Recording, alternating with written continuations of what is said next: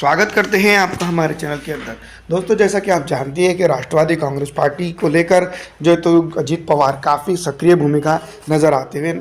आते थे, लेकिन इन दिनों मैं आपको बता दूं कि राष्ट्रीयवादी कांग्रेस पार्टी को लेकर अब जो तो उनकी फजीहत होती हुई नज़र आ रही है, जहां पर आप हम समझ सकेंगे कि किस तरह से दो फाड़ हो जाने के बाद राष्ट्रवादी कांग्रेस पार्टी का अगला नेता कौन होगा या फिर राष्ट्रीय नेता कौन होगा, इसके ऊपर जो तो काफ़ी चर्चा चल रही है। इसी ज़मीन में मैं आपको बता दूं कि राष्ट्रवादी कांग्रेस पार्टी की जो तो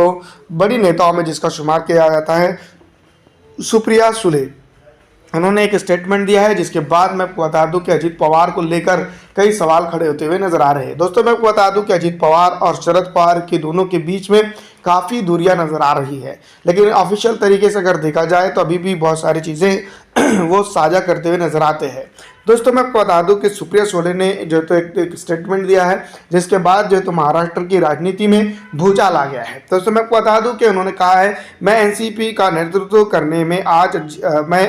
अजीत पवार से ज़्यादा काबिल हूँ। एनसीपी की नेता सुप्रिया सुले का ये बयान, जो सबसे बड़ी बात है, जो लग रहा ही था कि पार्टी में अंदरूनी कलह है और अंदरूनी कलह के चलते ही अजीत पवार ने पार्टी को विराम दिया है, जिसके चलते अब ये बात निकलकर सामने आते हुए नजर आ रही है कि वाकई में अजीत पवार ने जो कुछ किया है वो पार्टी की अंदरूनी कलह के चलते ही जो तो उन्होंने पार्टी को इस्तीफा दिया था, या मैं आपको बता दूं कि एक अलग गुट बनाया था। दूसरी तरफ जो तो लोग ये भी कह रहे थे कि अजीत पवार काफ़ी महत्वाकांक्षी है, उनकी महत्वाकांक्षा है कि वो महाराष्ट्र के मुख्यमंत्री बने, जिसको लेकर जो तो कई एक बार जो तो सवाल खड़े किए गए थे। और जो तो आप मैं आपको बता दूं कि सुप्रिया सुले ने ये बात कहकर इस बात को चिन्ह लगा दिया है कि